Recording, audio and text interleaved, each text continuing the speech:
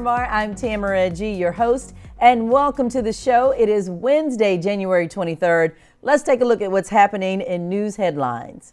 It is day 33 of the partial federal government shutdown, and the second payday is coming up where government workers will not receive a paycheck. Doesn't look like there's going to be an end in sight as well, because President Trump and the Democrats still could not come to a compromise about the Mexican wall. Closer to home, Mayor Wayne Messam and the Miramar Commission voted to waive any late water bill fees and to also put a prohibition on any water bill disconnections for any federal workers. So if you are a federal worker, you will not have to worry about any water bill late fees or your water being turned off. Just contact the water department here at the city and let them know your situation. And John Bon Jovi's New Jersey restaurant actually announced in a Facebook post that federal workers are welcome to a free meal here. So he is not the only one that is actually doing free food for government workers. But in Jersey, if you're a government worker, you can eat at John Bon Jovi's restaurant. And speaking of up in the Northeast, even by New England standards, let me tell you, they are having a winter cold that is brutal. We're having nothing like that down here. As a matter of fact, I'll get to the weather forecast a little later. But Boston, listen to this, only reached a high of 10 degrees, and the temperature only climbed to a high of 1 degree in Worcester, Massachusetts. In New York, negative 18 degrees in Albany and negative 7 degrees in Poughkeepsie. That's due to that wind chill factor. And the cold temperatures even froze parts of Niagara Falls in Ontario, Canada. You've got to see it. It's all over social media that, believe it or not, Niagara Falls is now ice. It's not even water running. So let's check this out. The nominees for the 91st Academy Awards were revealed yesterday. Roma, which is a Netflix film, and The Favorite, a period dramedy with an all-star cast. They actually tied for the most nominations with 10 each. Black Panther made history as the first superhero film ever to be nominated for Best Picture. The Marvel mega hit was joined in that category by Black Klansman, that's Spike Lee's movie, Bohemian Rhapsody, The Favorite, Green Book, Roma, A Star is Born, and Vice. The Oscars will air live February 24th on ABC. You know, we always ask, have you seen any of these movies? I've actually seen 3 of them. So, you know, it's time for you to go out and check them out before the Oscars on February 24th. Chris Brown's problems have not stopped. Yesterday, the singer was back in the news, this time accused of aggravated rape and drug violations in Paris. And Super Bowl 53 is all set for February 3rd. It is the New England Patriots versus the Los Angeles Rams. Ooh, yay, excited. I don't know who to choose there, but congratulations to both teams for making it to the big game. The weather forecast for today, partly cloudy skies with a high of 78, low of 73. Got about a 20% chance of rain here in Miramar, so we hope that you guys will take your umbrellas, but it is going to be nothing like it is in the Northeast. So enjoy this beautiful weather here in sunny South Florida. All right, we're going to take a short break and we'll be back right after this.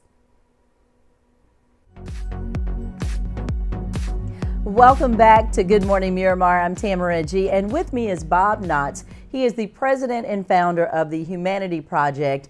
I met Bob a couple of weeks ago. We were actually at a huge health fair downtown Fort Lauderdale, and we got to talking, and you talked a little bit about the Humanity Project, and I just thought it was a great idea for you to come on and tell all of South Florida all about it, particularly those here in Miramar. So tell us a little bit about the Humanity Project. I would love to do that. It's one of my favorite things to do. The Humanity Project, we've been around for almost 13 years now.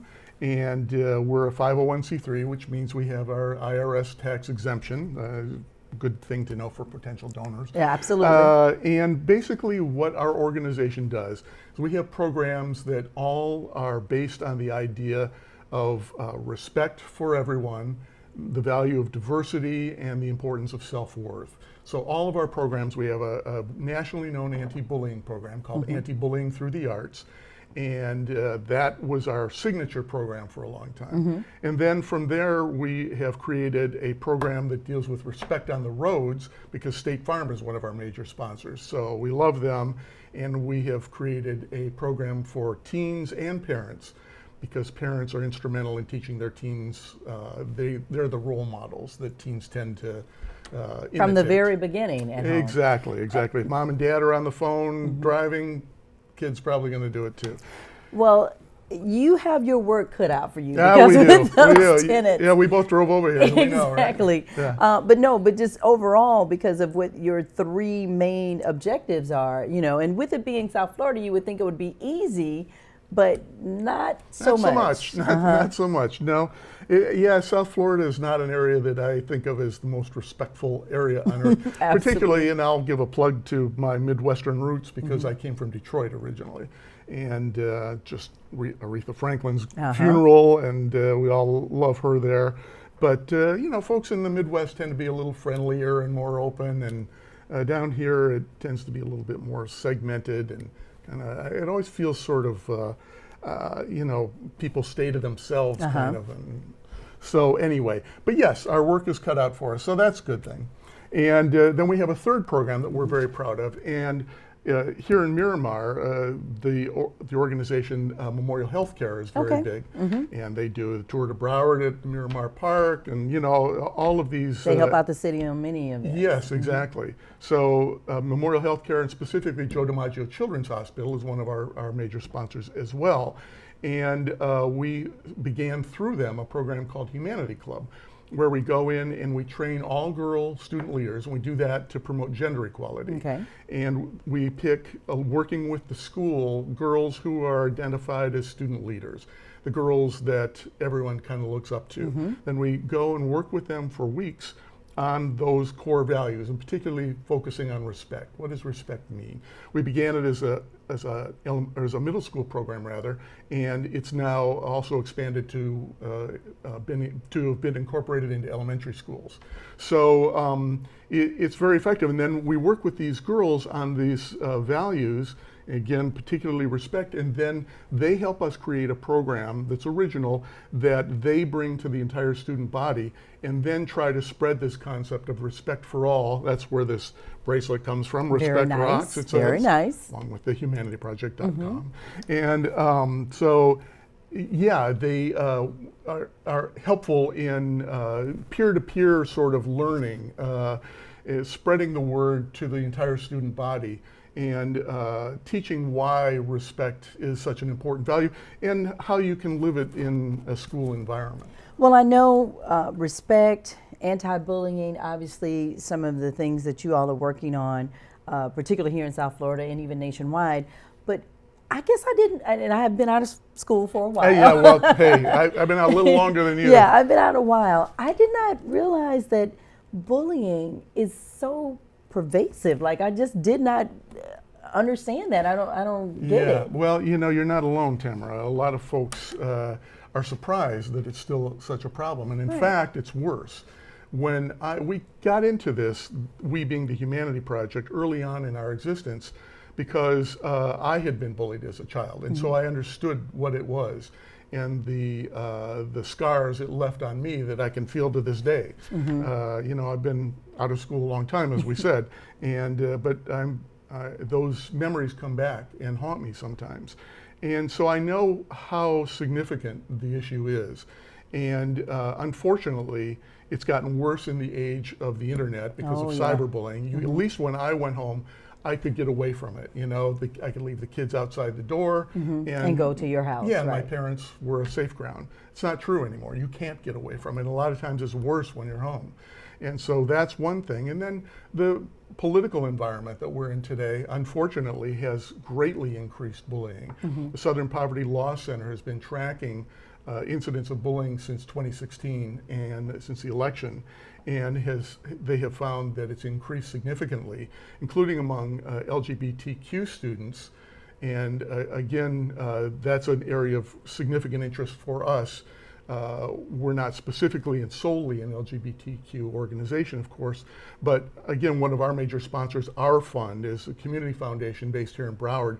They're the second largest LGBTQ foundation in the country, and they support our work in the schools with bullying because they know that LGBTQ students are disproportionately bullied. Right. Well, we're going to talk more with Bob Knotts from the Humanity Project when we come back. We are going to talk about that climate that's going on in our community, in our world, and whether that is obviously contributing to so many high numbers. Particularly now you hear that bullies are striking back. A lot of these shootings at schools and things like that. So we're going to talk a little bit more, and also how you as a parent can recognize if your child is being bullied or if your child is the bully. Maybe you don't even know that That's your child is the bully. Very common. Okay, so we'll be back right after this. Take a look at what's happening in Miramar.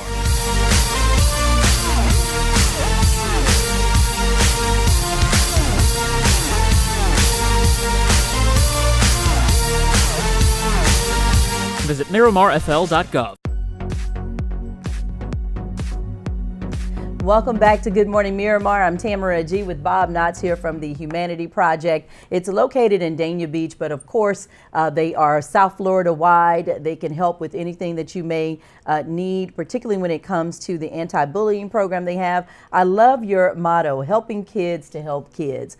Why did you come up with that, and how did you come up with that? Because our programs are so much service learning oriented. We go in to the schools again and work with kids, not just in the Humanity Club, but in our Anti-Bullying Through the Arts. It's geared toward elementary school students. And we do that because the worst bullying typically is in middle school. We all remember, those of us who have been around Broward for a while, some incidents several years ago that one boy was lit on fire. That was middle school. Another girl was stomped nearly to death because of a text message. That was middle school, and they were here in Broward. And they actually helped to ignite the national anti-bullying movement. We were part of it before that. As a matter of fact, we had the nation's first mass children's march against bullying in November of 2008. So it was before those incidents. And we were in 2,100 people or more in downtown Fort Lauderdale marching through the streets. We have a video of it on our YouTube site. So, but yeah, so working with kids, the idea is to teach kids in that elementary school anti-bullying program. We go in and we appeal to bystanders. So we're teaching kids how they can help the kids who are being bullied stop it. Well, let me ask this question, Sure, because I know a lot of folks will say, what is the difference between teasing and bullying? Because you know, somebody could tease you and say, look at Bob, he wears four eyes or whatever. Tamara, she's short, because I've always been short. You know, what's the difference between teasing and bullying, or is there not a difference? It can be a fine line, but the definition of bullying would kind of cover that, which normally applies to repeated behavior. So, you know, if you call me Four Eyes every day, I'm going to start to get annoyed and hurt after a while. But, you know, one time it's like, hey, you know, Bob, you know, that kind of thing. So that's one way. But also it depends. I mean, you don't have to light somebody on fire twice to get the message. And so it depends on the severity of the incident. Obviously, but I'm just, again, remembering in school where we would maybe tease someone. I just never did it because I was always the kind girl. I always tried to make everybody be friends. But yes, you know, you could say something like, oh, look at Tamara, she's flooding in her jeans, or something like that. You know, your jeans were a little short for you. But I don't know if we ever thought that was bullying, or maybe we didn't know any better. Yeah, and we've become more aware of it, I think. You know, I've often wondered if the kids that bullied me thought of themselves as bullies at the time. I don't really know. You know, there was a sort of mob mentality to it. I lived in a small community during this period of my life, 2,000 people in the entire town, small town in Ohio, outside Cleveland then. And so there was a group of boys who lived nearby, and they tended to gang up on me. And so, you know, it was clearly bullying, But that's not what it was called back then. No, and back then it was more like sort of, you know, well, why don't you go out and punch their lights out, you know, and stand. Well, I actually had a fight with one of the main tormentors of me early on, but didn't seem to help anything. But you know, that wasn't really me either. I'm more in your vein of like, hey, come on, let's be friends. You know? Yeah, why are we fighting with each other? Exactly, I don't want to fight. So let's talk about the difference between the kid being bullied and the bully, because there are a lot of parents who may not even know that their child is the one that's causing all these problems at school. Why are you bullying? Absolutely. Well, one of the things that parents should do, we believe, and that we advise parents to do, is to sit down and have a talk with their children about bullying and make sure that they understand what bullying is. And a parent ought to be able to pick up a vibe from the child if they're resistant, if they're like, oh well, I don't do it. I just tell a kid, call a kid four eyes every day, or whatever it is that comes out, and they can pick up clues whether the child is actually the bully. And also, typically, the child who is a bully has a strong level of hostility, and that should be coming through. If your son or daughter is angry and hanging out in their room alone and sort of slamming the refrigerator door and calling their sister or brother bad names, it should be a clue to you that there may be problems at school. And unfortunately, as we were talking about before the program, a lot of times the child who is the bully has been bullied at home, either by siblings or more often by parents. And so they have a level of anger inside them that they tend to want to take out on somebody they see as powerless. Right. But in terms of the child who is the bullying victim, there again, you can pick up clues as a parent. They may want to close that bedroom door and just be all by themselves, not come out for meals. They're online video gaming all the time, or whatever it is. They're kind of in their own world and maybe very quiet, maybe shy, maybe lacking in confidence. Right. And so, again, whether those symptoms are evident or not, we recommend that a parent sit down with any child and just have a serious discussion. Do you see this at school? What is bullying to you? Have you ever been bullied? Have you ever bullied anyone else? How did you feel? Those sorts of things. And a good parent should be having conversations with their child anyway. I was going to say, I think that should be happening every day anyway. Exactly. And, we've talked a little bit too about the discourse just in adults in our community. Particularly, we have someone that tweets on a regular basis that some people have characterized as bully tweets because of the things that are said. It's, sometimes talking about a person's looks or talking about their abilities. And it just seems like it's being made okay to just say mean things about people. Yeah, that's certainly the message that kids have gotten. And it was interesting. We went to a school, I'd rather not say specifically, but it was in Broward County, the very day after the 2016 election. And it was a school that we knew well, a large one, and we had been there several times with our anti-bullying program. So we were back that morning, and there was a different vibe among the student body already. And we talked to the guidance counselor about it, and she said, yeah, they're picking up this, thing from the politicians in Washington. Hey, it's all right to pick on people. It's all right. Just, it was sort of a swaggering kind of, whatever, why should I bother with it? Wow. Yeah. Well, I know your work is cut out for you, Bob. How can people get, and let's talk about this before we tell how they can get information. I was a bully, but I stopped. Yep, and that book was created by at-risk middle school students. And it was done under a grant from State Farm, and we give that for free to all the elementary school teachers. So it was created by middle school students for elementary school students, and it's got stories and follow-up materials in there that teachers can use as part of the curriculum. Awesome. So I'm going to show this right here on this camera. One of our kids drew that. Yes. That was not me. Okay. Actually, I can't draw that well. I was a bully, but I stopped. This is available. Also, the Humanity Project, their pamphlet is available, located in Dania Beach. Let's give your website and tell people how they can get more information. Please, yes, it's www.thehumanityproject.com. If you just Google The Humanity Project, will come up. We're trademarked, actually, our registered trademark of the name. And we have 9 social media sites, very active YouTube channel, and we have other websites that we've created for kids. So we've got we're online a lot. All our materials are free.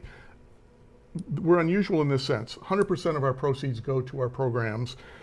All of our programs are for free, and so we depend completely on donations from corporations and individuals to support our work. All right, so you heard them right here, Bob Knotts. They would love to have your donation. They are a 501c3. Please do so, thehumanityproject.com. If you know someone who's being bullied, or if you would like more information on how to get this program into your school or into your organizations that deal with kids, please contact Bob at thehumanityproject.com. I certainly appreciate you coming Thank you, today. Tamara. Really appreciate the opportunity. Thank you. And we'll be back right after this. Thank you so much for tuning in to Good Morning Miramar. I'm your host, Tamara G. And don't forget, you can check us out on all of our social media. We're on Facebook, Twitter, and Instagram as City of Miramar. That's Miramar, City of Miramar. Until next time, we'll see you next week.